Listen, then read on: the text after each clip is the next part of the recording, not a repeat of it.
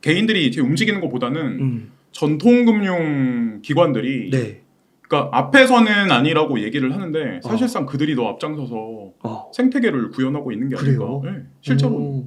그리고 막 JP 모건 이런 데는 막 아니라고 하잖아요. 아니라고 그거는 2016년부터 계속 그랬어요. 그 얘기는 계속 그랬어요. 네. 근데 코인 만들더라고요. 그러니까요. 제가 뉴스를 원래 다 100%안 믿습니다.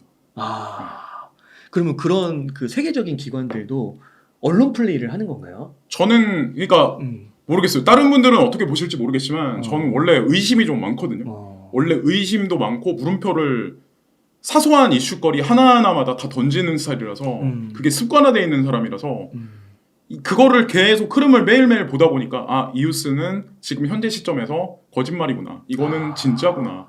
이게 구분이 가더라고요. 그래서 뭐 위믹스 대표적인 거 위믹스 같은 경우 얼마 전에 막 이렇게 궁지에 몰아넣었을 때 그때 뭐 많은 분들이 되게 안 좋게 얘기를 했었는데 저는 안 좋게 그때서부터도 안 좋게 생각 안 했어요. 왜냐면 위메이드라는 회사가 제가 조사를 해보니까 코어가 중심이 되게 단단하더라고요. 그래요. 그러니까 그 코인은 반드시 한국에서 상장 그러니까 일시적으로 상장 폐지되겠지만 반드시 돌아온다는 생각이 들더라고요. 네. 그래서 제 채널에서도 많이 좀 언급을 그때는. 네. 근데 지금은 이제 제가 그냥 막 대놓고 얘기를 하죠. 어느 정도 이제 2개의 거래소에 상장이 일단 됐기 때문에. 됐잖아요. 또 진짜 네, 계속 가격도 많이. 근데 저는 앞으로도 상장이 계속해서 될 거라고 생각을 합니다. 개인적으로. 그러니까 그게 국내 시장 거래소에서 폐지가 되더라도 다른 또 해외에도 많으니까 거기서 또 상장이 될 수 있으니까. 그러면 또 거기서 거래가 되면 가격은 올라가는 거고. 그렇죠.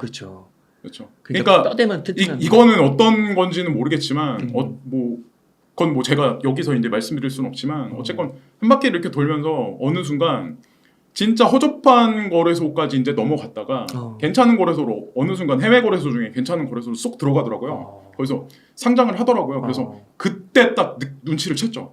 이거 다시 오겠구나. 그러니까 실제로도 그 뭐 알트코인은 그 진짜 막 안 좋게 보시는 분들, 뭐 비트가 사실 인식이 아직도 그런 면이 있으니까 알트는 더 그럴 텐데, 근데 사실 지금 보면은 그 되게 그래도 그 알트 중에서 대장 알트들 많이 오르더라고요. 그렇죠. 비트랑. 뭐 그런 거는 다 이유가 그래도 있는 거잖아요. 그러니까 저는 그런 생각을 하거든요. 그러니까 어떤 생각을 하냐면 그 비트코인은 그 2016년부터 지금까지 이제 수익률이나 이렇게 차트를 그래프를 보면은 지속적으로 계속 상승을 되게 많이 해왔어요. 그래서 그 가격에 관한 믿음이 코인 정체성에 관한 믿음으로 이게 동결화된 거고 이게 커플링화된 거고 알트코인은 사실 대표적인 게 이제 XRP겠지만 XRP는 5년 동안 거의 안 올랐잖아요. 그러니까 XRP를 대표로 해서 뭐 이오스라든가 막 이렇게 한국 시장에서 상폐됐던 여러 개의 코인들이 있어요. 디지털 커런시 그룹하고 이제 관련돼 있는 그런 코인들이 실질적으로 한국 시장에서 상폐됐지만 일은 하고 생태계 구성은 지속적으로 했던 거죠. 뉴스에 내보내진 않았지만. 근데 되게 아이러니한 거는 지금 시점이 상승장이라고 제가 생각하는 이유 중에 명확한 게 뭐냐면 그런 알트코인사들이 호재거리 뉴스와 명확한 기사를 지금 하나 둘씩 내보내기 시작을 했어요. 그 얘기는 그런 코인들이 사라지거나 도망간 게 아니라 사실은 지금을 준비했다는 거죠. 그렇군요. 이게 되게 아이러니한 게 비트코인 ETF의 시점과 그 알트코인사들이 숨겨놨던 호재거리를 지금 서서히 던지고 있는데 이게 또 같이 맞물려 있더라고요. 그래서 저는 거대한 상승장이 서서히 다가오고 있구나라고 생각을 하는 거죠. 이걸 따로 동떨어지게 생각을 하는 게 아니라. 그렇군요. 그것도 되게 아이러니하더라고요. 그러면 지금은 사야 될 시기네요. 여유가 있으면. 저는 근데 여유가 있으면 사야 된다라고 생각을 하는데 믿음이 있고 공부 그 특정 코인에 관한 어떤 그 확실한 분석이나 그런 근본적으로 어떤 그 논리가 서신 분들은 투자를 하는데 아니신 분들은 누구 얘기 듣고 묻지마 투자를 한다거나 특히나 이제 대출 받아서 투자하시는 건 저는 절대 비추해요. 그 변동성 때문에 그러시나요? 네, 변동성이 워낙 크기 때문에. 그래서 만약에 확신이 있으시다 이러면 투자를 저는 절대적으로 해야 된다고 생각을 합니다. 생존을 위해서. 그러니까 그 아까 말씀해주신 그 화폐 뭐 인플레이션이나 뭐 네네. 이런 본질적인 요소에서 네네. 우리가 뭔가 생존하려면 제가 생존이라는 어떤 그 단어를 꺼낸 이유가 생존하기 위해서 코인 투자해야 된다라고 그 말씀을 드린 이유가 이게 있어요. 아까 제가 기상이변 말씀드렸잖아요. 네. 기상이변 뭐 라니냐, 엘니뇨 막 이런 얘기들 작년 말부터 지금까지 돌잖아요. 맞아요. 실제로 세계 곡물 수확량은 지속적으로 지금 줄어들고 있거든요. 사실은. 그래요? 네, 실제로 줄어들고 있어요. 그렇구나. 실제로 줄어들고 있는 상황이고 뭐 여러 가지 복합적인 요소들이 저는 긍정적으로 2024년, 2025년, 2026년 쭉 2030년까지 가면서 풍년이 아니라 오히려 계속 곡물 수확량이 감소하면서 에그플레이션이 도래하고 네. 화석연료 지금 막 이런 오페크 플러스가 꽉 잡고 있잖아요. 맞아요. 근데 전쟁이 만약에 향후에 뭐 이번에 이스라엘과 하마스 전쟁은 뭐 이것과 유가와는 직접적으로 관련 없지만 만약에 우크라이나 러시아 전쟁이 만약에 휴전협정에 일시적으로 들어간다면 크루드 오일부터 이제 떨어지면서 일시적인 인플레이션은 하락할 수 있겠지만 중장기적인 프레임에서는 저는 화석연료가 되게 많이 올라갈 거라고 생각하거든요. 네. 그러면 이 두 가지 요소가 화석연료의 지속적인 상승과 그리고 만약에 곡물, 국제 곡물이나 뭐 여러 가지 자원들 있잖아요. 국제 에너지 뭐 자원을 비롯해서 지하 자원 막 이런 것들이 지속적으로 올라가면 복합적으로 모든 전 세계 인플레이션을 지속적으로 끌어올리지 않을까라는 생각을 하는 거죠. 근데 다만 2024년에서 2025년 어느 순간까지는 좀 제가 개인적으로 보기에는 인플레이션이 그렇게 많이 안 올라가고 그 이후 시점 어느 시점부터는 지속적으로 아마 인플레이션이 특정 사건으로 인해서 좀 올라가지 않을까라는 생각을 하는 거죠. 그러니까요. 그 워런 버핏도 막 정유사 사더라고요. 요즘에 보면은. 그래서 크루드 오일이 떨어지는데 왜 워렌 버핏은 왜 천연가스 저장 그죠 맞죠? 그거랑 오일 관련해서 이제 막 투자를 하시잖아요. 맞아요. 그래서 그게 다 제가 봤을 때는 개인 투자자들은 한두 달 그림을 보지만 그런 분들은 못해도 막 몇 년, 10년 막 이렇게 프레임을 길게 보거든요. 저도 약간 뭐 그런 분들하고 견줄지는 못하지만 약간 좀 그런 생각을 좀 하는 편이라서. 근데 그게 있을 때 그 코인 말고 생존을 위한 코인 말고 그거 생존을 위한 뭐 부동산, 주식, 뭐 채권 이런 걸 살 수도 있는 거 아니에요? 제가 이제 왜 이제 그런 생각을 하게 됐냐면 잘 말씀해 주셨는데 되게 잘하시네요. 이게 싹 어긋나올 것 같으니까 역시 아닙니다. 이게 어떤 게 있냐면 저는 이제 이런 생각을 하거든요. 그러니까 지금 문제가 뭐냐면 현물 경제는 그러니까 공통된 게 전 세계 문제가 이제 특정 몇몇 개 국가 빼고는 고령화 단계가 급속하게 2027년부터 들어가서 지속적으로 인구가 감소해요. 근데 인구가 감소한다는 의미는 현물 경제의 모든 현물 경제의 패러다임의 축소와도 연결돼 있다라고 저는 이제 생각을 하거든요. 생산이 있으면 그에 걸맞는 소비가 똑같이 이루어져야 이 메커니즘이 형성돼서 거기서 세금도 똑같은 거를 2023년에 뽑았던 거를 2024년에도 뽑아내고 2025년에도 뽑아낼 수 있는데 아니 인구는 지속적으로 감소하는데 유치원 선생님들은 지속적으로 어디 가서 일을 할 거며 초등학생들도 보면은 저 어릴 때만 해도 한 반에 50 몇 명이었거든요. 그렇죠. 저보다 연세 더 있으신 분들은 그때는 60명이었다고 하더라고요. 그때는 뭐 야간반도 있고. 근데 지금은 제가 보니까 뭐 10 몇 명? 뭐 20명? 맞아요. 뭐 거기다가 제가 보니까 서울 시내는 공립 유치원에서 선생님 자체를 뽑지 않는다고 하더라고요. 그 의미는 사실 이 현물 경제 축소가 이미 사실은 시작된 거죠. 그러면 현물 경제가 축소한다? 그러면은 주식 시장에 현물 경제하고 관련돼 있는 모든 산업들 있잖아요. 거기도 매출액이 줄어들겠죠. 고용도 줄어들고. 저는 이제 그거를 보는 거죠, 사실은.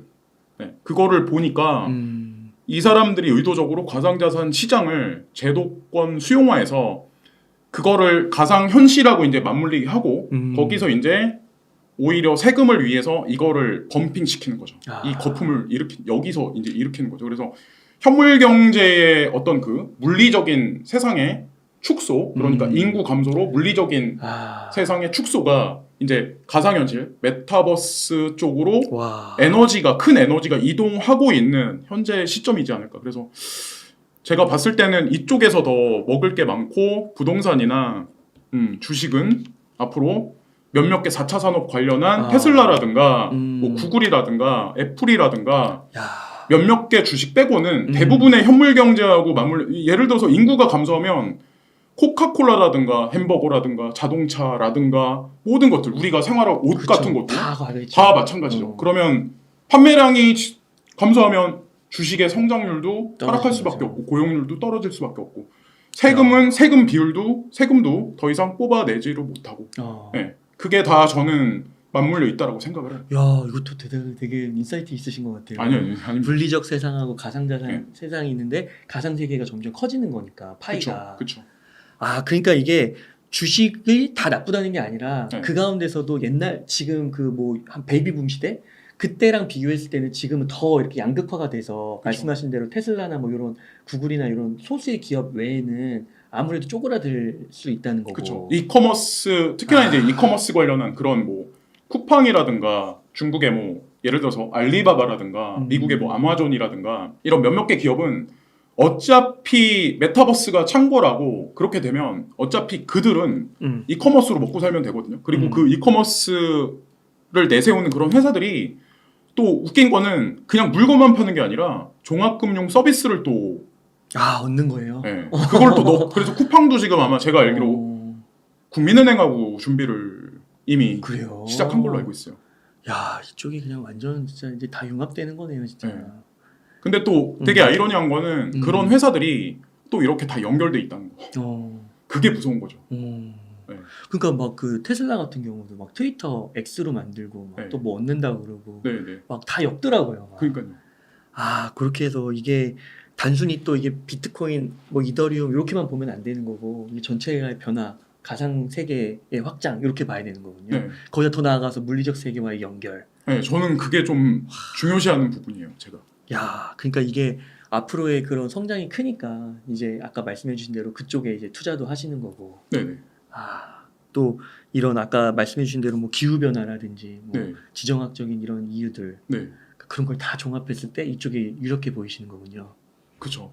그러니까 어떤 거냐면 이 부분도 제가 이제 좀 디테일하게 이제 설명을 드리면 인플레이션이 지속적으로 올라간다. 근데 인플레이션이 만약에 지속적으로 올라가면 그렇다고 AI나 인공지능이나 메카트로닉스가 인간의 어떤 그 가치를 대체해서 인간의 가치는 오히려 쇠퇴하는 경계선에 있는 현재 상황이잖아요. 그러면 기업 차원에서 실질적인 수익은 떨어지는데 여기서 지속적으로 고용인들에 관해서 임금 인상을 지속적으로 해줄 수는 없잖아요. 인플레이가 높으니까 나는 지금보다 연봉을 50% 더 주세요라고 사람들이 외치면 그러면 어느 순간 기업에서는 그렇죠. 그래? 나는 인공지능과 로봇으로 대체할 거야. 그러면 이거죠. 인플레이션 올라가는데 임금은 안 된다. 그러면 우리가 살아가려면 제가 좀 전에 말씀드렸다시피 생존하기 위한 코인 투자가 돼버리는 거죠. 네. 거기다가 또 중요한 거는 제가 위메이드나 아니면 여타 뭐 게임사들을 좀 이렇게 주목하고 있는 이유가 지금은 아니지만 조금 이제 시절이 조금 지나면 게임을 해서 코인을 통해서 배팅해서 거기서 이제 수익을 할 수 있는 그 시스템을 각종 게임사들이 도입하지 않을까라고 이제 저는 그것도 생각을 하거든요. 그거 뭐라고 하던데 뭐 피어투원인가 뭐라고 하는데. 네, P2E. P2E. 네. 그러면은 지금 말씀해주신 이런 맥락하에서 그 올해 2023년 1월부터 이렇게 봤을 때 진짜 그 비트코인만 좀 봤을 때 비트코인의 그 수익률이 다른 자산을 진짜 압도하잖아요. 네네. 지금 말씀해주신 이런 큰 맥락하고 좀 이렇게 연결돼 있다고 보시는 거예요. 네. 그러니까 이게 우연히 일어난 게 아니라 그냥 서서히 불을 지피고 있는 단계. 네. 금융 자본가들이 약간 우연이라고는 생각을 안 해요. 안 한다. 네. 그런 큰 그 저변에 그 엄청난 그게 있는 거네요. 네네. 백그라운드가. 네, 저는 그렇게 생각해요. 그 가운데서 이 가격이 이렇게 현상적으로 보이는 거라고. 네네. 야, 그렇군요. 그럼 좀 대놓고 한번 여쭤볼게요. 비트코인이 아무래도 대장주 같은 격이 있으니까 비트코인 가격 지금 이제 5천만 원이더라고요 지금. 네네. 와, 아까 50만 원일 때 얘기 아까 해주셨는데 거기 벌써 100배 오른 거잖아요. 네네. 지금부터는 좀 얼마 정도까지 올라갈 거라 보세요? 저는 근데 보통 다 투자에서 좀 약간 좀 망하거나 실망들을 많이 하시는 부분이 뭐냐면 이런 게 있어요. 그러니까 미디어가 좀 우리 대중들을 좀 약간 그렇게 만들어 놓은 것도 있는데 막 어느 날 보면 뉴스나 다큐멘터리에 누구 어떤 사람은 뭐 코인 투자해서 뭐 페라리를 탔다, 뭐 롤스로이스를 탔다. 그 인식이 되게 강하세요. 그러니까 나는 이 코인을 투자를 해서 이 코인을 추적하고 이 코인사가 뭐를 하는지 거기에 따라서 수익률은 이렇게 같이 동화돼서 움직일 거라기보다는 그냥 나는 한 방. 네, 나는 한 방이라는 그 이미지가 제가 생각했을 때는 좀 많이 가지고 계신 게 아닐까. 그래서 한 방이 안 이루어지고 오히려 떨어지면 거기서 바로 그냥 손절을 해버리시는 분들이 생각보다 좀 많은. 근데 더 사야 되는 거죠. 근데 지금은 오히려 제가 봤을 때는 좀 진짜 제도권 수용의 기로에 있지 않나. 제가 뉴스를 보니까 나스닥이나 아니면 뭐 뉴욕 증권거래소의 모 회사가 어저께 나온 기사인데 거기가 인터컨티넨탈 익스체인지라고 하거든요. 인터컨티넨탈 익스체인지 산하에 뉴욕 증권거래소가 있고 ERXX CBOE가 있고 그리고 거기서 벡트 거래소라는 거를 만들었거든요. 그 벡트 거래소는 마이크로소프트와 스타벅스가 같이 공조해서 이거를 만들었거든요. 근데 이런 데들이 지금 미디어를 통해서 어떤 특정 코인들을 우리가 여기서 커스터디 서비스를 진행할 거야. 커스터디 서비스는 그 코인을 그 플랫폼에 맡기면 거기서 이자를 주는 거거든요. 그렇게까지 지금 현재 주식 시장에 그러니까 좀 약간 두 축인 나스닥은 이미 오래전부터 디지털 커런시 그룹 그레이스케일 자산 운용사의 모회사가 DCG고 DCG의 50% 정도를 투자한 데가 거기거든요. 이제 그 나스닥이거든요. 근데 이런 게 다 우리들한테 공개돼 있잖아요. 그러니까 저는 이런 걸 믿는 거죠. 하도 이게 이런 정보들이 쌓여 있으니까 코인 가격이 단기적으로 올라가든 내려가든 저는 그거는 그냥 큰 축의 프레임에서는 그 중앙 정부가 세금을 많이 가져가기 위해선 코인 가격은 반드시 올라간다라는 게 제 중심축이라서 그러면은 세금 많이 가져가려면 많이 올려놓겠네. 그럼 흔들어봐. 그냥 그런 거죠. 그러니까 그 중심축이 진짜 중요한 게 그 주식 같은 경우도 보면 테슬라나 아마존이 2000년 초부터 보면 엄청나게 올랐잖아요. 네. 근데 그거 조금만 오르면 팔고 네. 그거 버티지 못하잖아요. 못하죠. 근데 이런 중심축, 뭐 세금이라는 중심축 아니면 그런 인프라가 퍼지는 정도의 그런 걸 갖고 계시면 진짜 뭐 떨어져도 뭐 그렇게 하고 더 사고 오히려. 저는 오히려 이런 제가 아까 역발상으로 생각한다고 말씀드렸잖아요. 카카오 같은 경우도 한 지금 김범수 의장이 아마 불려갔을 거예요. 소환돼서. 맞아요. 그러니까 안 갔다가 이번에 소환돼서 불려갔을 거예요. 근데 그때 처음에 이제 지금서부터 한 달 전인가 몇 주 전에 그때 37,500원까지 떨어졌었거든요. 그때 악재 기사 엄청나게 나왔어요. 그래서 그때 손절할까 고민하셨던 분들 되게 많았었어요. 근데 그때가 사실은 딱 정확히 사야 될 시점이었더라고요. 보니까.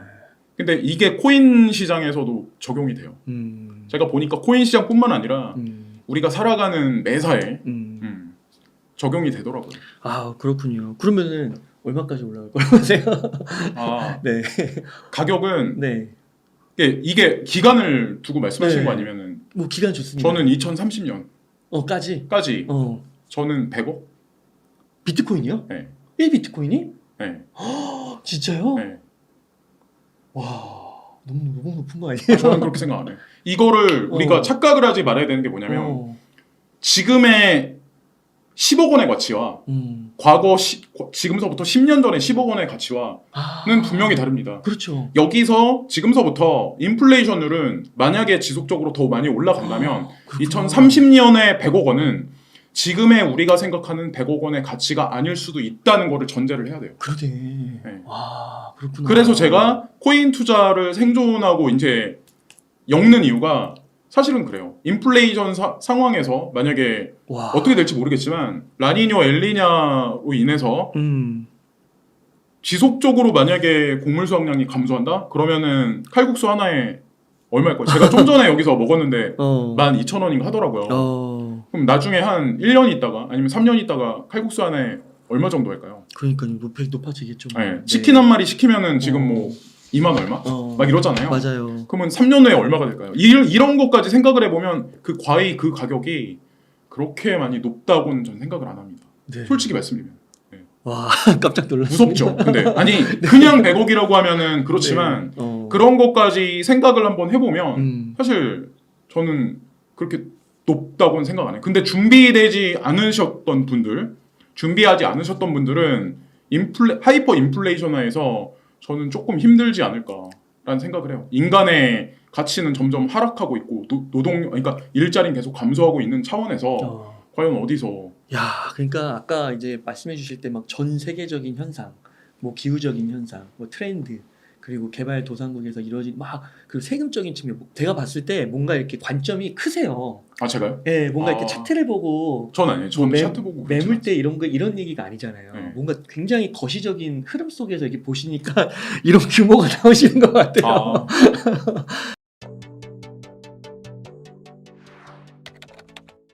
경제가 안 좋은 건 사실이에요.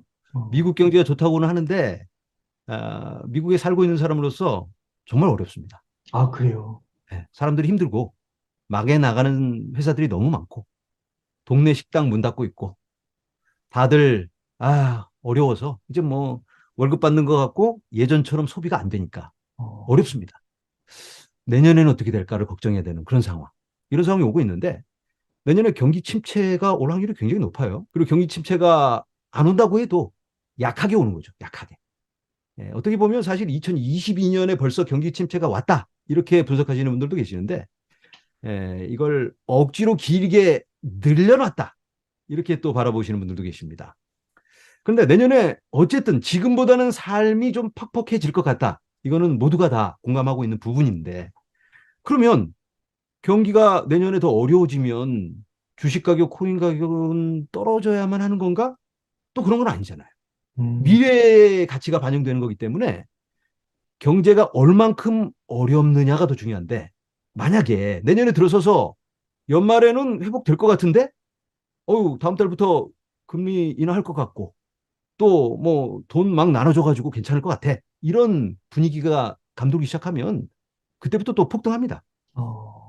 그래서 우리가 거시경제에 대해서는 뭐 전문가들이 더 잘 아시겠지만 그런 부분들의 의견도 좀 참고를 해서 결정을 내려야 될 텐데 그럼에도 불구하고 비트코인 같으면 그런 말씀하신 하락 재료도 있겠지만 상승 재료가 월등히 높습니다. 월등히 많아요. 그렇다 보면 경우의 수를 따져봤을 때 경기 침체가 생각보다 좀 심하게 오고 좀 더 많이 꺼지면 비트코인 좀 더 하락을 하면 되는 거고 전체적인 경제가 살아나면서 주식 반등할 때 비트코인은 더 빠르게 더 높이 반등할 수가 있습니다. 그렇게 생각을 하면 훨씬 더 좋은 찬스가 되는 거죠. 그런데 경기 침체가 생각보다 좀 약하게 온다. 그러면은 비트코인은 그냥 잠깐 몇 번 쉬다가 그냥 달려가는 겁니다.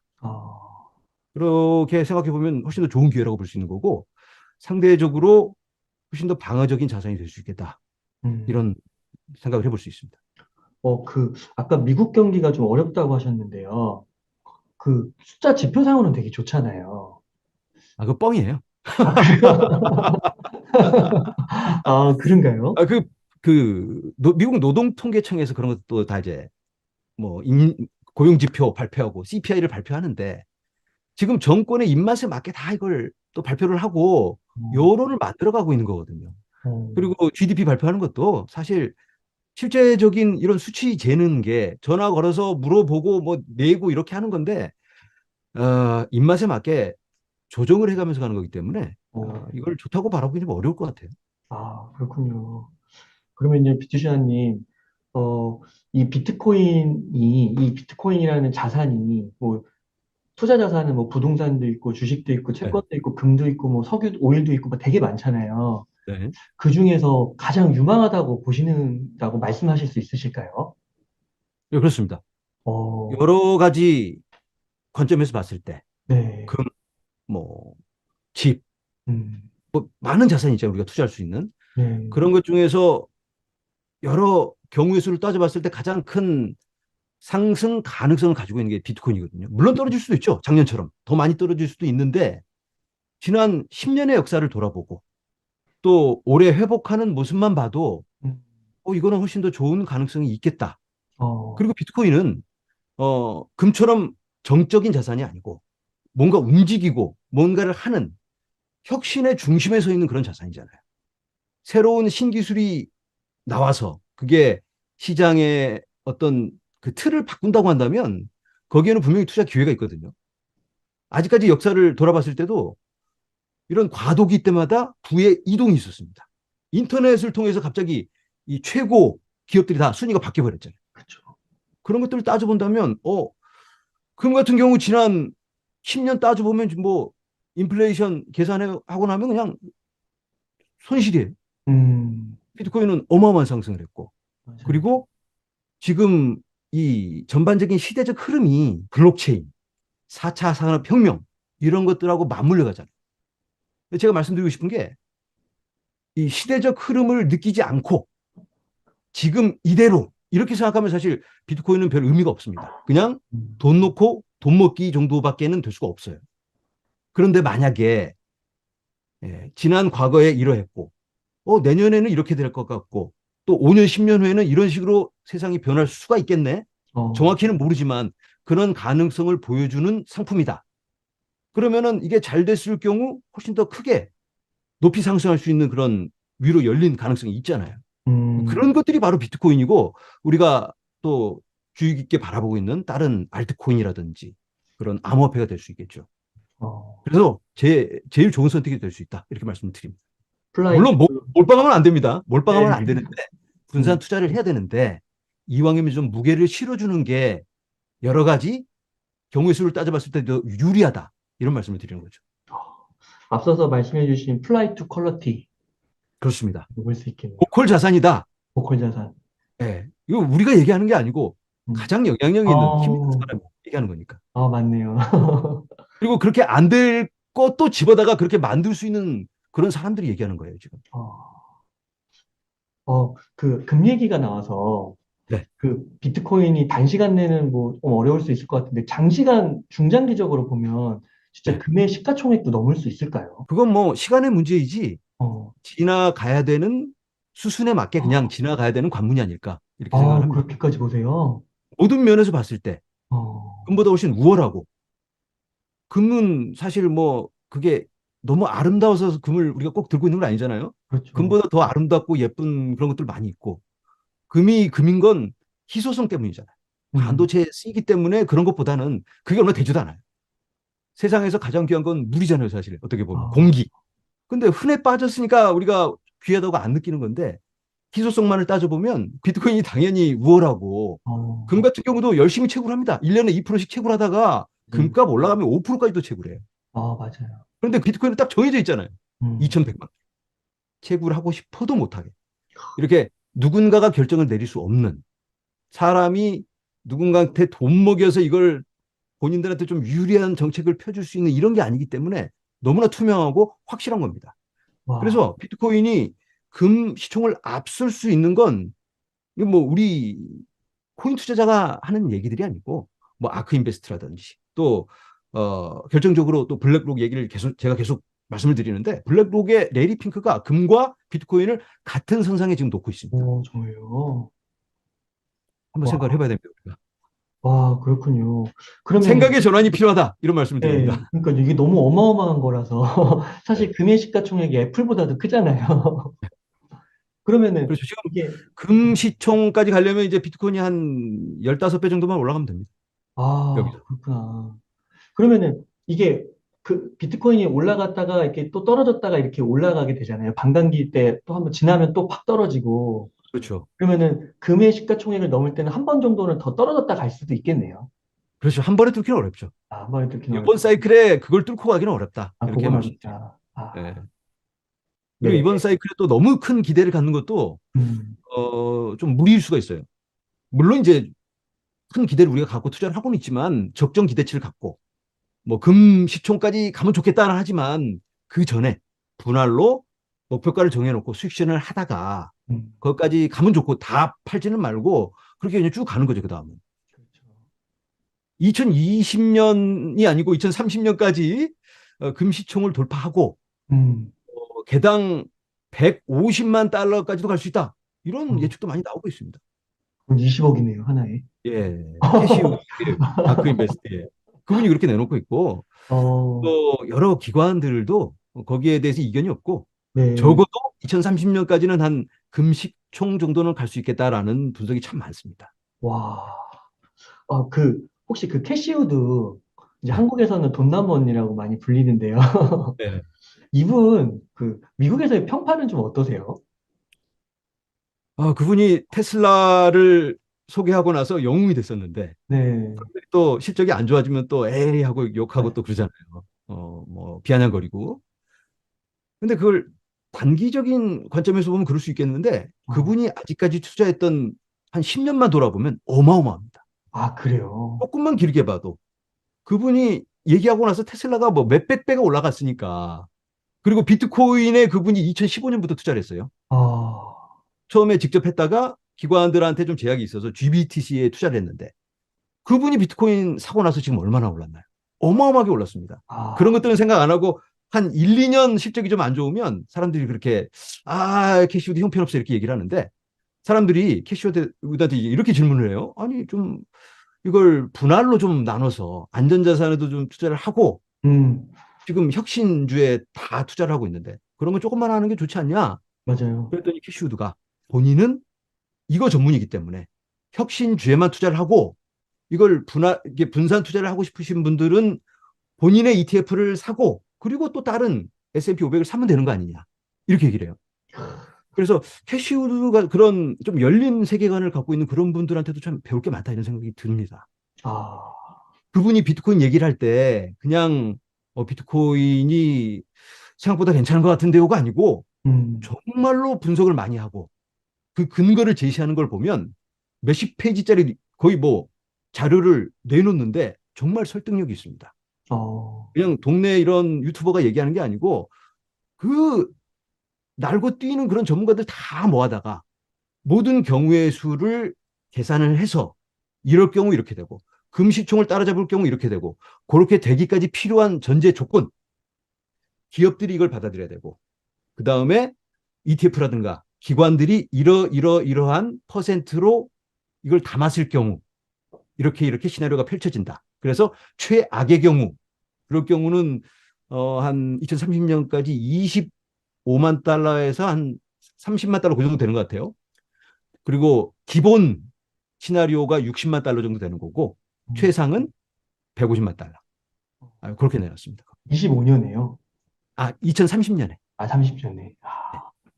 와, 아, 이게 그 비트샤님께서 해외에 계시고, 미국에 계시고, 또 영어도 자유로우시잖아요. 지난번에 보니까 마이클 세일러랑도 인터뷰 막 하시고, 되게 네. 너무 흥미진진하게 봤는데요. 아, 그래서 그런가 되게 제가 인터뷰를 꽤 그래도 많이 했는데, 네. 확실히 그 접해보지 못한 정보들 너무 많이 주시는 것 같아요.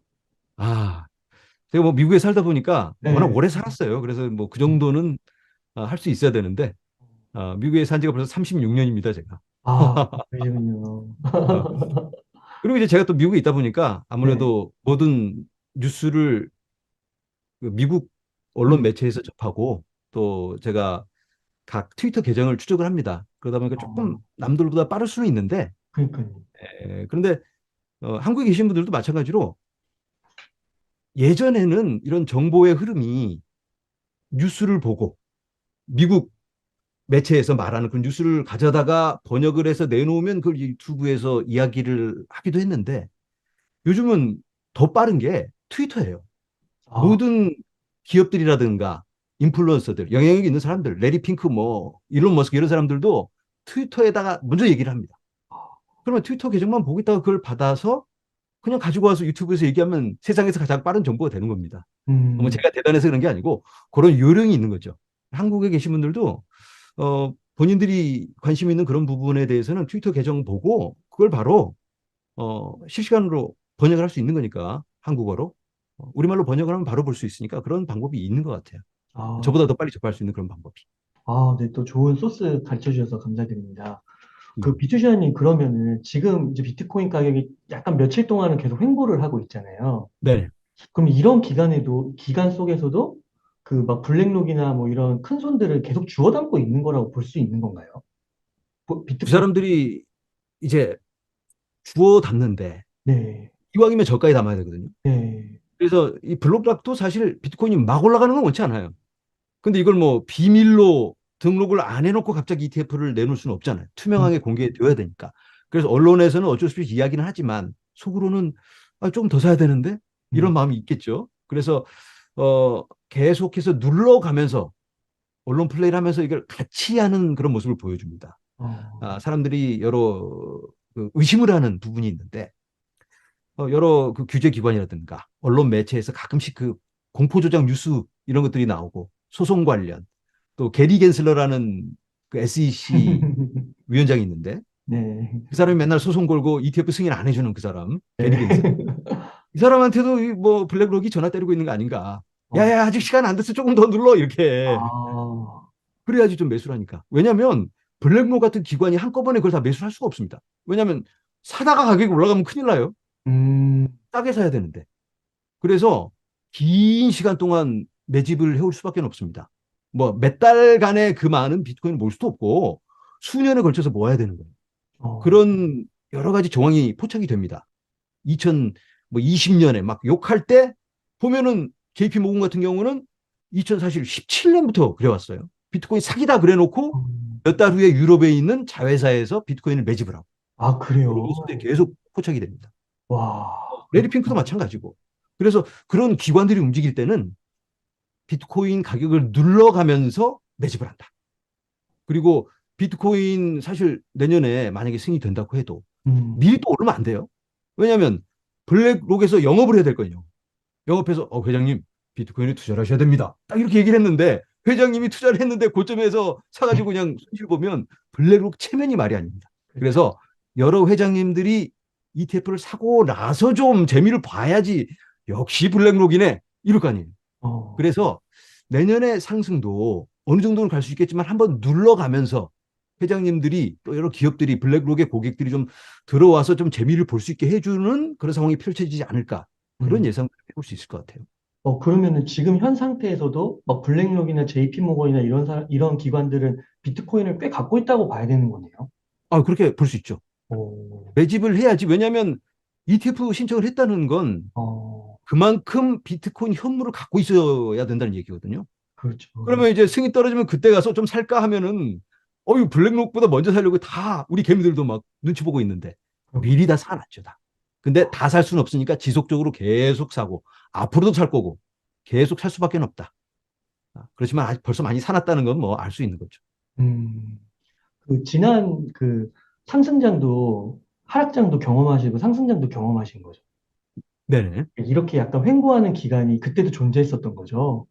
그렇죠. 언제나 존재합니다. 아, 사실 지금 같은 경우는 회복세가 굉장히 강하면서 희망을 심어주고 있거든요. 제 개인적인 생각은 이제는 상승장의 시작이다. 이렇게 말씀을 드려요. 앞으로 더 떨어질 수도 있습니다. 심한 하락이 올 수도 있습니다. 마치 2020년에 비트코인 반감기를 남겨놓고 몇 달 안 남겨놓고 코로나가 터지는 바람에 무지막지한 폭락이 왔어요. 그때 비트코인이 9,000달러였는데 3,800달러까지 떨어졌습니다. 30분 만에. 아, 진짜요? 제가 그때 그걸 이 핸드폰을 보고 있는데 이렇게 뭐 하다가 밥 먹고 보고 있는데 미친 듯이 떨어지는 거예요. 그래서 보는데 막 이거 와 이건 뭐 저도 보면서도 이게 실화야.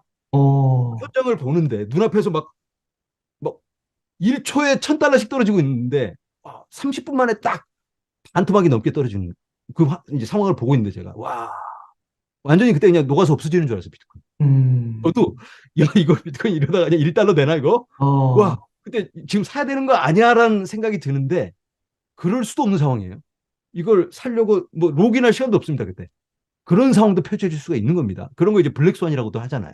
평상시에는 거의 일어날 수 없는 상황들, 예기치 못한 상황들. 그런 상황이 앞으로도 올 수 있습니다. 그럼에도 불구하고 지금은 상승장은 시작되었다. 이렇게 말씀을 드리는 겁니다.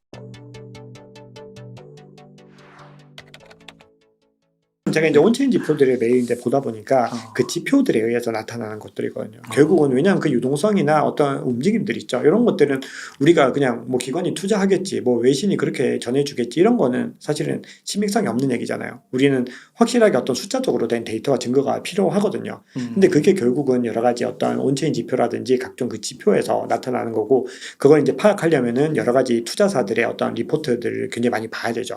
그런 절차들이 필요합니다. 그러니까 이게 박정환 작가님 좀 말씀 되게 공감이 되는 게 그 숫자랑 데이터가 있는데 사실 언론에서 보도하는 거는 이 숫자와 데이터를 갖고 한쪽만 또 부각해서 말하기도 그렇죠. 하고요. 해석의 문제이기 때문에. 근데 지금 박정환 작가님은 그 로우 데이터를 갖고 얘기를 하시는 거잖아요. 그쵸, 그걸 그쵸. 분석해서 또 얘기해 주시고 검증도 하시고 크로스 체크도 하시고 네.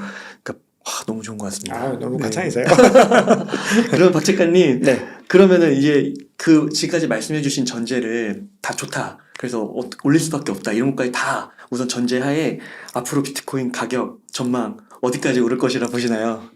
일단은 이 가격 전망에 대해서는 제가 이걸 좀 적어왔어요. 그래서 좀 찾고 있는데 네. 이게 비트코인 가격 전망들 제가 굉장히 많이 봐요. 네. 이게 뭐냐면은 이 분석가들이 시장에 또 워낙 많잖아요. 그렇죠. 근데 그 사람들이 저마다의 나름의 모델들을 가지고 있어요. 그래서 모델들을 가지고서 가격이 2024년 중반 이 반감기 시점에는 얼마까지 갈 것이고 그리고 이제 불장이 본격적으로 도래하는 건 반감기 끝나고 이제 최정점에 도달할 때는 얼마까지 갈 것이다.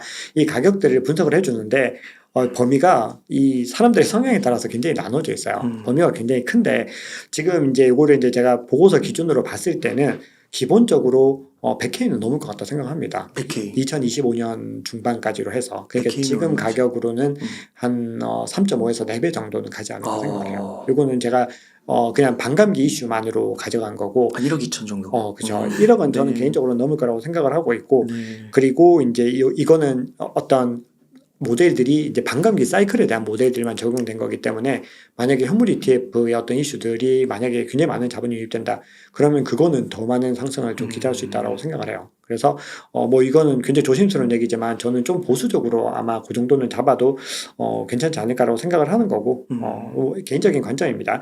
자 그리고 이제 번스타인에서 최근에 그저껜가 보고서를 냈는데 거기도 좀 비슷한 이야기를 했는데 2025년 중순에 이 시가총액이 3조 달러까지 갈 거다라고 해요. 그러면 지금 기준으로는 역시나 뭐 4배 조금 안 되는 4배 정도 되는 거기 때문에 공급량이 더 명확하게 정해진 상태에서 시가총액을 얘기한 거기 때문에 가격이 아마 한 그 정도 오르는 거라고 지금 생각을 하는 거고 그리고 최근에 이제 비트코인 아카이브에서 제공한 거는 본인들이 맥스 카이저라고 하는 또 굉장히 유명한 굉장히 유명한 되게 시원시원하게 하시더라고요. 완전 시원시원하게 하고 왜냐하면 본인 100달러에서 비트코인을 주었기 때문에 그냥 뭐 거의 비트코인 맥시멀리스트들 사이에서는 약간 시적인 존재. 그분 막 엘살바도르 가서 막 고문 참고 막 조언해주고 막 그렇죠. 그러던데요. 뭐 굉장히 원래부터 유명한 사람이었는데 그렇게 이제 맥스 카이저가 굉장히 지금 뭔가 올라와 있죠. 뭔가 업이 돼 있는데 자, 이 사람이 이제 제시한 어떤 모델들을 가지고 비트코인 아카이브가 해봤더니 이제 요거는 220K까지 갈 수도 있다. 뭐 이렇게도 얘기를 합니다. 그건 굉장히 좀 불리시한 관점이죠. 자, 그리고 요거를 이제 반감기 이후 시점까지 갔을 때는 아마 굉장히 많이 들어보셨을 텐데 이제 아크인베스트의 캐시우드는 2030년까지 이제 150만 달러까지 간다. 150만, 20억, 그치. 한 18억에서 20억. 네, 그렇게 굉장히 자신있게 얘기를 했죠. 1비트가. 이야. 네, 요거는 근데 너무 불리시한데, 근데 요 보고서가 이제 어디 나온 거냐면은, 올해 초에 빅아이디어, 매년마다 빅아이디어 보고서를 내는데, 꼭 읽어보셔야 돼요. 근데 이게 굉장히 올 한 해 동안에 어떤 굉장히 혁신적인 어떤 트렌드들을 얘기를 해줘요. 거기에 이제 이 비트코인 파트에서 그렇게 얘기를 했는데, 굉장히 많은 지표들, 뭐 기업의 어떤 재무라든지 이런 것들 여러 가지 뭐 얼마나 많은 자본이 유입되는지를 다 계산을 해뒀어요. 근데 그걸 가지고 했는데, 요 이제 150만 달러, 요거는 최근에 수정을 한 거고, 거기는 이제 100만 달러. 정도 돼 있어요. 보고서에는. 그런데 그걸 이제 중간값으로 대충 환산을 하면은 한 60만 달러 그 정도. 그래도 어마어마하죠. 범위도 엄청나죠. 네. 그래서 지금 뭐 굉장히 아크는 불리시한 관점을 가지고 있다. 그러니까 그 아크 보고서 저도 얼핏 봤는데 그러니까 그 예측을 하는데 그 근거를 그냥 막 찌르는 게 아니라 그 보고서가 엄청 탄탄하더라고요. 엄청 탄탄하죠. 진짜 근거 이렇게 해가지고 뭐 어떤 가중치도 줘가지고 가중치도 주고 맞아요. 그래서 뭐가 통과되면 얼마가 하고 뭐 같은 걸 이렇게 막 주더라고요. 맞아. 그러니까 굉장히 정말 얼마나 많이 머리를 싸매고 그 많은 연구원들이 했겠죠. 근데 그럼에도 많이 틀리죠. 네. 그럼에도 틀릴 수밖에 없는 게 이 경제 환경이나 이 투자 환경이라는 거는 그렇게 예측하기가 쉽지 않은 시장이라는 거지만 그럼에도 그런 보고서들을 보게 되면은 그렇죠. 우리가 방향성을 큰 방향성을 알 수 있는 거예요. 왜냐하면 그 이정표가 있으니까 그렇죠. 우리가 가는 거지. 만약에 그런 거 아무것도 없이 비트코인 투자해 보세요 하면은 비트코인 투자할 수 있겠어요? 맞아요. 네. 못하죠. 제가 지난번에도 말씀드렸지만 반감기라는 이정표가 있으니까 투자할 수 있는 거죠.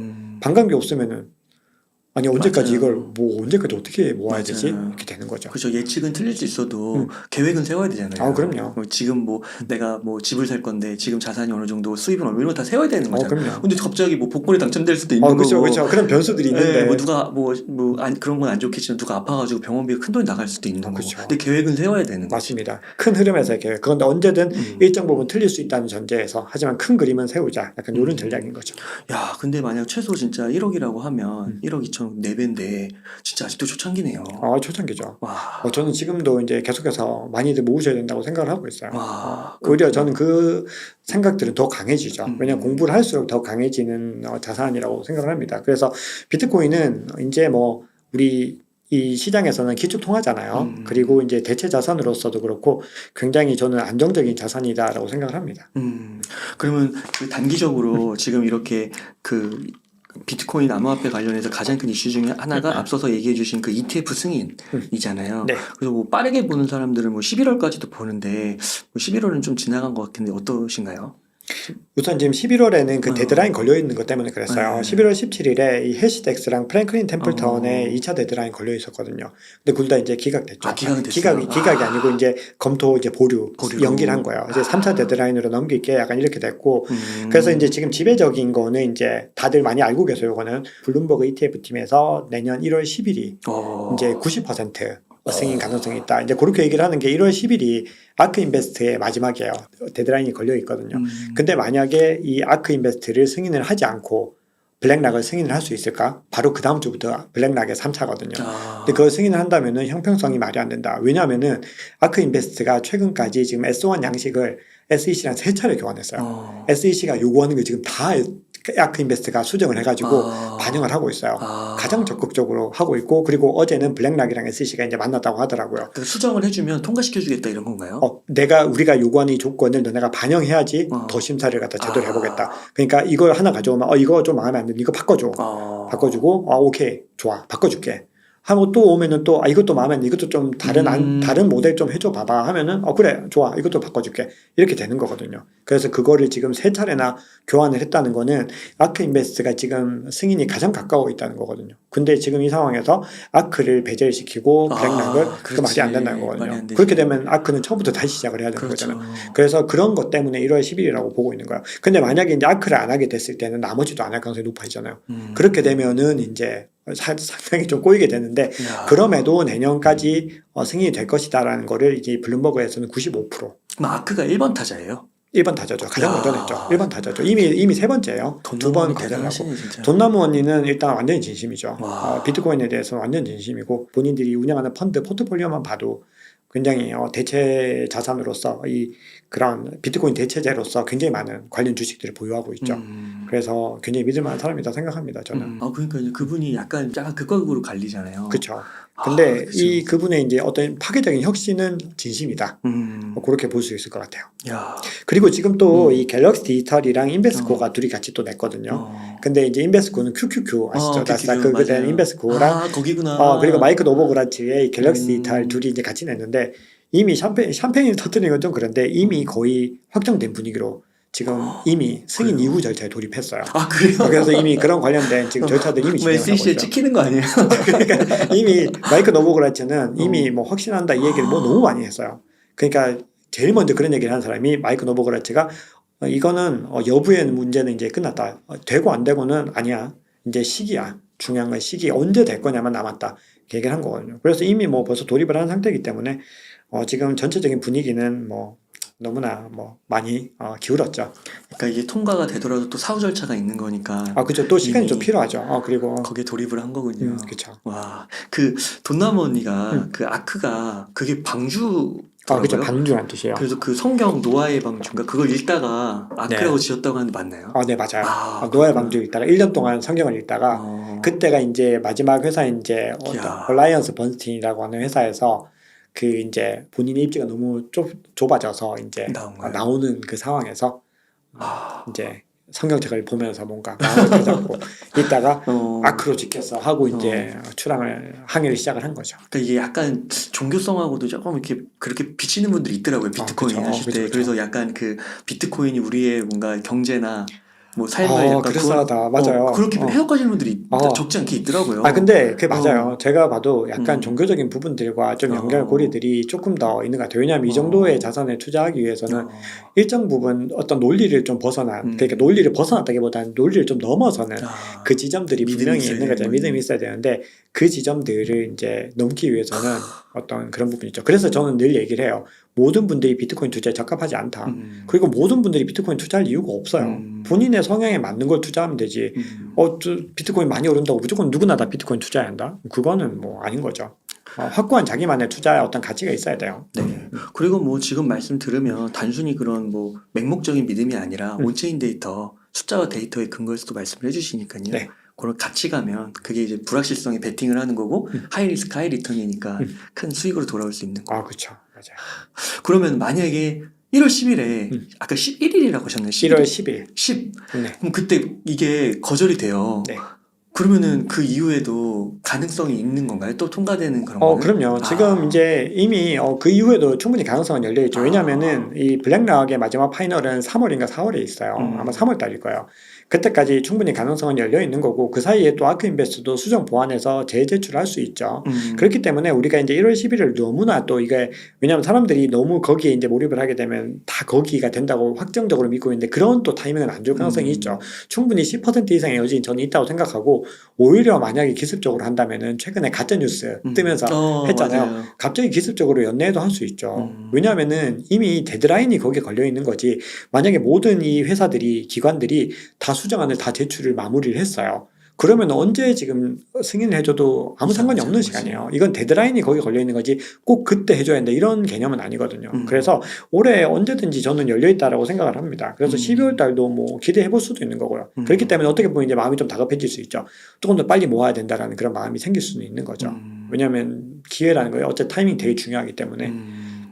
정말 지금 어떻게 보면 칼자루는 이제 SEC가 준 게 아니네요. SEC는 칼자루를 이미 잃은 지가 뭐 굉장히 오래됐죠. 됐다고 봐야 왜냐하면 그레이스케일한테도 졌고 그리고 SEC한테도 리플한테도 사실상 졌잖아요.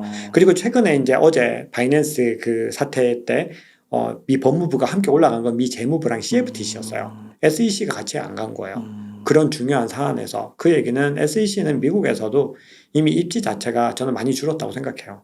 그래서 지금 이 상황들을 한번 살펴보면은 지금 SEC가 예전처럼 함부로 그렇게 했다. 그건 굉장히 위험할 것 같습니다. 입지 자체가. 제가 진짜 좀 조심스럽게 표현을 한번 해보면 그 진짜 뭔가 우리나라에서 박종환 작가님 너무 띄우는 그런 게 아니라 진짜 저 너무 좋은 게 이 큰 맥락의 변화, 이게 엄청난 변화 같거든요. 그러니까 그렇죠. 이거는 그냥 단순히 뭐 이런 책상이 하나의 뭐 새로운 재질로 신제품이 나고 이런 수준이 아니라 뭐 엄청난 거죠. 이거 뭐 뭔가 인류의 역사를 바꾸고 뭐 약간 그런 급 같아요. 지금의 상황은 저는 좀 그렇게 봅니다. 비트코인의 상황 그런 것 같아요. 진짜 가슴이 웅장해지는 것 같거든요. 물론 결론이 미래일이기 때문에 어떻게 될지 모르지만 뭔가 그 한복판에 서 있는 듯한 느낌. 근데 저 충분히 공감 가는 게 그죠. 저도 처음에 비트코인 공부했을 때 그런 느낌이었어요. 너무 좀 웅장해지는 거야. 이게 뭐지? 약간 스케일이 이렇게 너무 커. 왜냐하면 제가 그 전에 주식을 할 때는 뭐 성장주 위주로 투자를 했지만 제가 재무제표 책도 진짜 많이 봤거든요. 그 맨날 숫자 보면서 막 재무제표 그거 막 영업이익, 매출, 뭐 순위 이런 거 보고 있다가 맨날 책 이렇게 보고 있었는데 이건 약간 너무 뭔가 다른 얘기예요. 이게 무슨 새로운 상황이지 이런 생각들을 하게 되면서 이건 공부를 한번 해보고 싶다. 이런 생각들이 들었는데, 이제 공부를 할수록 여기에 적합한 모델들과 이런 것들을 조금씩 알게 되면서, 이거는 진짜 우리가 미래를 위해서 공부를 해볼 만한 정말 충분한 가치가 있다. 그렇게 생각을 했던 거죠. 그러니까요. 이렇게 멋진 말씀들 이렇게 막 또 정리해 주셔 말씀하실 수 있는 박종환 작가님 존경스럽습니다. 아니에요. 저는 재홍대 대표님을 존경하죠. 왜 그러십니까? 서로 싫어하실 수도 있어요. 둘이 뭐 하는 거야? 네. 그러면은 박종환 작가님 갑자기 또 이렇게 웅장한 얘기를 했는데 또 좀 지역적인 얘기 하나 좀 여쭤보겠습니다. 네네. 또 많은 분들이 또 단기 트레이드 하시는 분들도 있으니까 그럼 ETF 통과되면 얼마 갈까요? 이게 이 질문이 저는 가장 어렵긴 하더라고요. 네. 근데 저는 사실 단기로 떼었을 때는 얼마 될지는 100% 확신할 수는 없지만 저는 최근에 SEC를 상대로 리플이 부분 승소했을 때 순간적으로 100% 이상 올라갔거든요. 그러니까 배 이상 올라갈 가능성은 이미 거기서 충분히 봤죠. 근데 우리가 이제 이걸 가지고 과거에 우리 그 2004년에 GLD라고 하는 금 ETF 승인됐을 때 생각해보면 승인되자마자 3배에서 4배 한 방에 갔거든요. 그냥 거의 논스톱으로 한 방에 확 올라갔거든요. 굉장히 가파르게 올라갔어요. 그 차트 한번 찾아보시면은 진짜 뭐 차트가 이렇게 올라가가지고 뭐 한참 올려야 돼요. 그럴 정도 스크롤 올려야 될 정도로 그렇게 급속하게 올라갔거든요. 그래서 사람들이 그걸 좀 기대하고 있어요. 2004년에 이 금 ETF가 비트코인이 디지털 골드라는 내러티브가 있잖아요. 그래서 그때 상황과 비슷한데 금보다 더 좋은 거 아니야?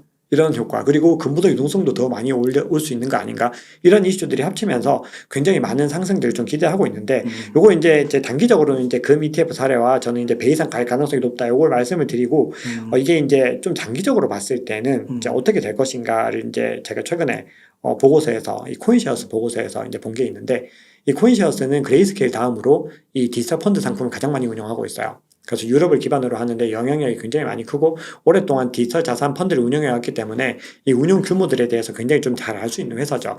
근데 이 회사가 이제 승인이 되면 12개월 동안 자본이 꾸준히 크게 유입이 돼서 141K, 그러니까 한화로 하면 이것도 한 1억 8천 되는데, 와. 그 정도까지는 간다라고 얘기를 하고 있어요. 그래서 대부분이 내후년 2025년까지는 일단은 굉장히 지금 대비로는 한 3, 4배 정도는 간다라는 그런 곳에 많이 베팅을 하고 있죠.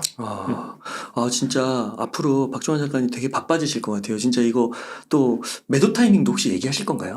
매도 타이밍은 지금은 말씀 못 드려도 나중에는 이제 좀 말씀을 드려야 될 순간들이 오겠죠. 왜냐하면은 이거를 이제 장기적으로 뭐 2030년까지 가지고 간다라고 하면은 뭐 계속 모아 나가는 건데, 사실은 우리가 여러 가지 사이클들에 대한 어떤 감안들을 하게 됐을 때는 어쨌든 현금에 대한 어떤 흐름들을 그쵸. 만들어주는 건 전 중요하다고 생각하거든요. 그러니까 무조건적으로 어떤 절대적인 원칙처럼 무조건 계속 모아 나가야 돼, 요거는 좀 저는 이제는 조금 그 부분에 대해서 동의하기가 좀 어렵고, 장기적으로 모아 나가야 되지만 그래도 적절한 순간에서 더 효율적인 판단을 할 수 있는 분이라면 그걸 해도 괜찮다라고 저는 생각을 하는 거죠. 그리고 향후에는 또 이 포트폴리오 리밸런싱을 통해서 알트코인 투자 안 하시겠어요? 그렇죠. 해야죠. 다들 투자하시죠. 맞아요. 그렇기 때문에 이거는 뭐 누가 말린다고 되는 것도 아니고요. 또 말려야 될 것도 아니고, 어쨌든 그 현상들은 일어나게 될 거고, 지금 레이어원 코인들 펌핑 되잖아요. 뭐 솔라나, 아발란체, 맞아요. 뭐 최근에 막 폴리곤도 그렇고 되게 많이 뜨잖아요. 그런 현상들이 계속해서 일어날 수밖에 없는 상황이거든요. 그래서 그런 것들을 감안을 해야 되는 거죠. 진짜 그때 이 장기홀더, 아까 쇼텀홀더, 단기홀더 이런 거 분석해 주셨잖아요. 네. 그런 거 방송 꼭 해주셔야 될 것 같아요. 네네. 그런 진짜. 것들은 계속 시시각각 와. 변하는 것들을 계속해서 말씀을 드리죠. 앞으로 너무 바빠지실 것 같은데요. 더 바빠지면 좋겠어요. 그러시구나. 그만큼 제가 조금 더 바빠진다는 건 시장이 잘 되고 있다라는 증거로 봐야 되는 거니까 너무 좋은 거죠. 우리 투자자분들 입장에서도. 야, 그렇구나.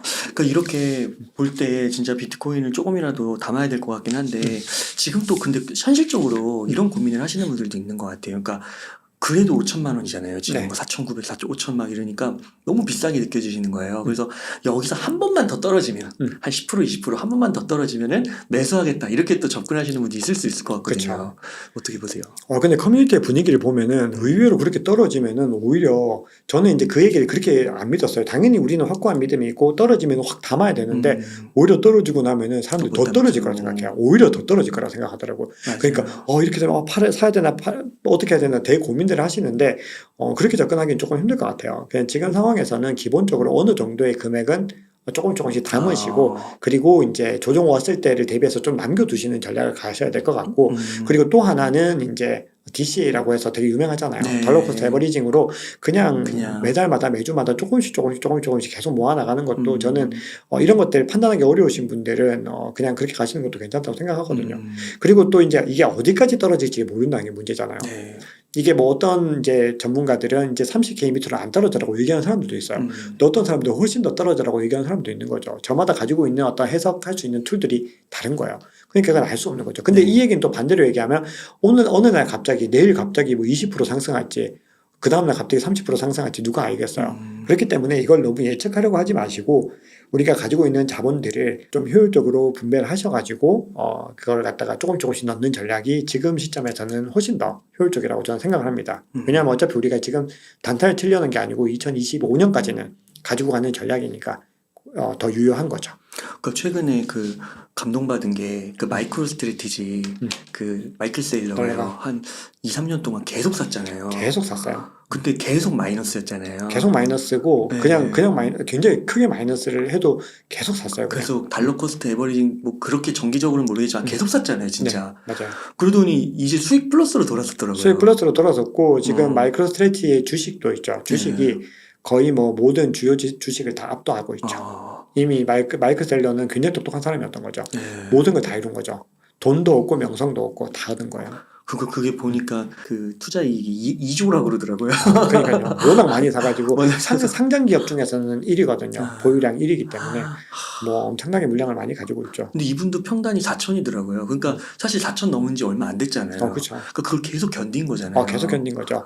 그리고 음. 그분이 이제 최근에 FASB에서 이제 재무 기준 이제 바꿨잖아요. 시장 공정 가치 반영 바꿨는데 그 전까지는 이게 무형 자산으로 돼 있었기 때문에 가격이 떨어질 때마다 이사회에서는 마이크 셀러 잘라야 된다고 그런 얘기들도 있었죠. 내부에서도 2022년에는 그런 얘기들 나왔죠. 그래서 기사 외신 보잖아요. 마이크 셀러 위험하다 이런 기사 많아요. 근데 지금 뭐 결국은 됐죠. 최종 승자. 그러니까 그렇게 3년을 고생해서 얻으시는 분도 있는데 어떻게 보면 조금 너무 하나도 투자 안 하신 분들은 너무 쉽게 이렇게 또 수익을 거두려고 하시는 것 같기도 하고요. 그렇죠. 그런 것들 사실은 좀 뭐 모두가 뭐 저마다의 어떤 상황에 맞게 투자를 하는 그쵸. 거니까. 네. 그래서 지금 조금씩 모아가더라도 떨어질 수 있더라도 그때 오히려 더 담는다 생각하고 네. 그 보수적으로 하시면 되는 거니까 네네. 너무 급하게 맞습니다. 다가가지 마시라. 그러면 또 질문을 하나 드릴게. 이런 건 있어요. 그 앞으로 우리가 되게 그 비트코인 암호화폐 미래를 좋게 본다고 해도요. 아직 그 매크로 이슈들을 보면 네. 아직 불확실한 게 많잖아요. 그렇죠. 아직 전쟁도 뭐 러시아도 안 끝났고 우크라이나 안 끝났고 하마스죠. 하마스도 아직 벌어지고 있고 중국 경기도 안 좋고 막 그렇다고 하잖아요. 네. 그런 가운데서 조금 분위기가 그래도 나아지고 있긴 한데 그래도 이렇게 계속 잘 나갈 수 있는지 보통 또 한번 자산이 올라가면 한번 또 크게 떨어진다고도 하잖아요. 네네. 그 부분은 어떻게 생각하세요? 일단은 우리가 매크로 이슈에서 자유로운 자산은 없는 것 같아요.